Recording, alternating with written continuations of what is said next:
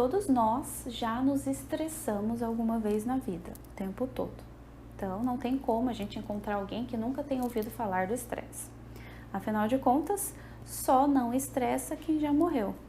Já dizia o pioneiro das pesquisas sobre o estresse, o endocrinologista húngaro Hans Selye.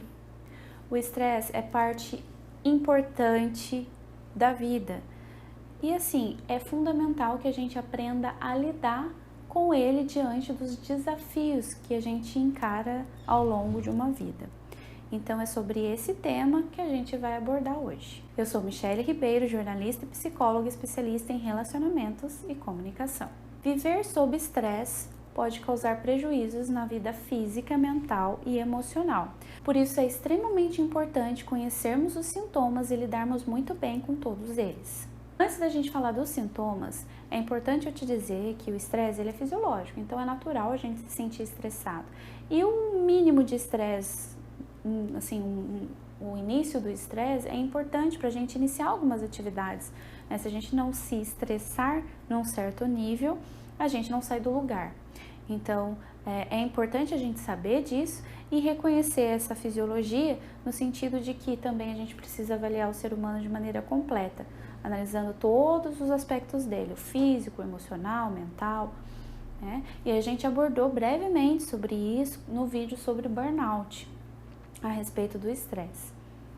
Por todo esse motivo, né, por toda essa integralidade do estresse, né, essa fisiologia, no final desse vídeo eu vou te falar a respeito dos alimentos anti-estresse, que também são fundamentais da gente saber quais são, para a gente trabalhar com a prevenção também. E antes que você comece a se estressar, é natural a gente se estressar com determinados acontecimentos em nossa vida, como a introdução de determinados medicamentos, a descoberta de uma doença, né? A semana de provas numa faculdade, na escola, no colégio, enfim. É normal, é natural a gente ter níveis de estresse mais altos em determinadas fases e momentos da nossa vida. A principal questão é a busca do equilíbrio sempre, né? E colocar na agenda, algo que eu bato sempre na tecla, momentos de lazer, de ócio e relaxamento.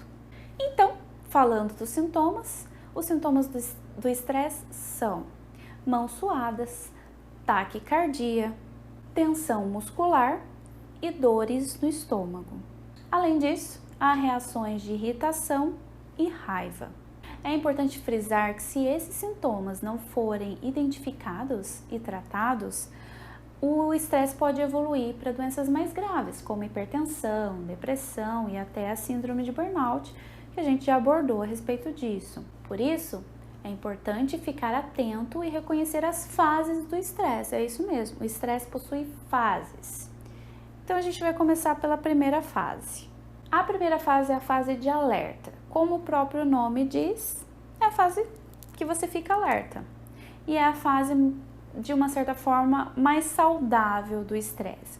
É aquela que eu comentei antes, que você precisa dessa fase para você iniciar um projeto novo, né? Você precisa desse estresse para poder sair do lugar, para sair da sua zona de conforto.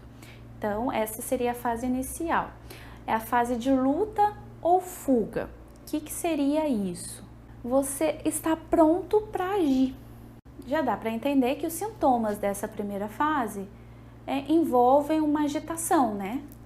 Então, você tem uma alta adrenalina no seu corpo, você tem uma agitação interna, né, externa, na ação que se manifesta no seu comportamento, você tem uma alta libido, alta produtividade e criatividade, você fica ali disposto, você pode até ter insônia, justamente porque você está ativo ali, você quer fazer. E aí a gente tem outros sintomas, né, como tensão muscular, naturalmente, falta de fome, né. Imagina a situação, você está ali produzindo, esquece até de comer, né, então isso é natural de acontecer. Já a segunda fase é a fase da resistência ao estresse. Então a pessoa, o que acontece? O organismo da pessoa tenta se adaptar àquelas mudanças, àquela agitação toda. Então sempre o nosso organismo ele tenta voltar ao normal, né? A homeostase, ao equilíbrio. Então nessa segunda fase, a sua produtividade e criatividade voltam um pouco ao normal. A sua libido também cai, tem uma queda na libido.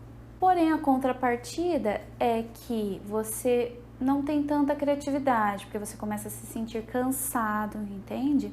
E aí você começa a dormir pouco, tem falha na memória.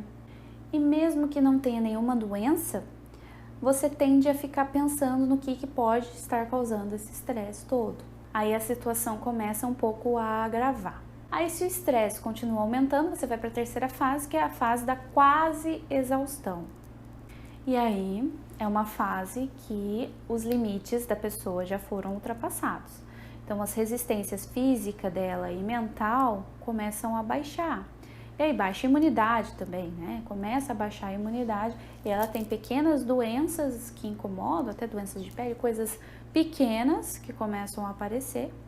E ela começa a ter também um processo mais depressivo, né? Um humor mais depressivo que começa a aparecer. Mas os principais sintomas, né, que ficam mais evidentes aí nessa terceira fase é a insônia, né, a perda praticamente da libido, um cansaço constante, um prejuízo significativo da memória. E existe uma sensação constante dessa ansiedade, desse estado mais depressivo. E ela acaba tendo uma perda de interesse nas coisas, né? Daí se assemelha um pouco ao processo mais depressivo. Ela perde o interesse nas coisas, só que tem em paralelo a ansiedade, né? Então tem todo esse processo e a pessoa passa a se isolar também socialmente. E aí, como tudo perde a graça, o estresse vai aumentando, e aí ela chega na última fase, que é a mais grave e negativa de todas, que é a fase da exaustão. Nessa fase, a pessoa dorme pouco, extremamente pouco, e acorda muito cedo. O sono que ela tem já não revigora, já não descansa, ela se sente sempre cansada. E aí a perda de interesse pelo sexo é praticamente total. E ela também já não é capaz de trabalhar normalmente. E aí, tudo isso acontece também porque ela não consegue mais se concentrar, né? A memória já está totalmente falha. E aí, doenças mais graves começam a aparecer, como úlcera, por exemplo, pressão alta, doenças de pele mais graves e até uma perda de interesse pela vida, né? E aí a pessoa pode sentir vontade de morrer. Por isso que eu gosto de chamar atenção para esses sintomas todos. Essa já é a última fase do estresse, então é importante você já identificar desde o começo esse início de uma perda de interesse nas coisas, né? Enfim, e na verdade a perda de interesse já é um estágio um pouquinho mais avançado, mas você identificar o cansaço, né? O cansaço é você respeitar o seu corpo, né? Respeitar o limite do seu corpo. Se sentiu cansado, você precisa descansar. Se sentiu fome, você precisa comer. Então você precisa ouvir, né? Escutar mais o que seu corpo está pedindo. Então, se você desenvolver esse hábito, as chances de você chegar num limite desses são mínimas, né? Então, é importante você escutar o que seu corpo diz, o que suas emoções dizem, respeitar os seus limites. Isso é extremamente relevante. Além disso, uma coisa que eu gosto muito de reforçar é que a vida não é só trabalho. A vida não é só responsabilidades excessivas. A gente está aqui, nessa vida, na Terra, para ser feliz. A gente precisa buscar a nossa felicidade, ter momentos de prazer, de lazer, de descanso, né? De fazer o que a gente gosta, estar aqui para fazer o que a gente veio fazer. Nossa missão, vamos chamar assim, o que for. Não é só trabalhar, não é só responsabilidades, a gente precisa descansar, né?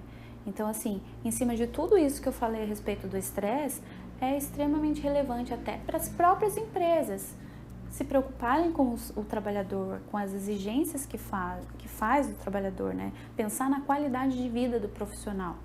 Isso é extremamente importante. Bom, e agora a gente chegou no momento do vídeo que eu vou apresentar para vocês o que eu prometi no início, que são os alimentos anti-estresse. Os alimentos anti-estresse podem ajudar na prevenção do estresse e também a minimizar os sintomas do estresse, né?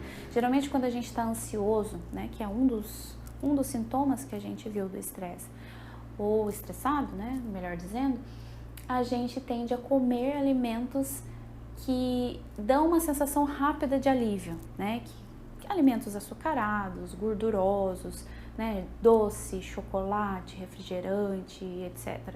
Só que eles dão uma falsa sensação de alívio e depois a coisa volta mais intensa. O estresse piora depois do consumo desses alimentos. Então é importante a gente se atentar para o que a gente come também quando a gente está muito estressado, quando a gente está muito ansioso. Evitar chocolate, evitar refrigerante, evitar comidas gordurosas. Então eu vou te passar aqui alguns alimentos que podem te ajudar nesse processo. Todo alimento rico em potássio, cálcio, magnésio e vitamina B e C ajudam a minimizar os sintomas do estresse. Então eu vou citar aqui alguns exemplos, tá? A cenoura, o abacate, a beterraba, o feijão, o arroz integral, carne de boi, fígado, amêndoa, banana, leite desnatado.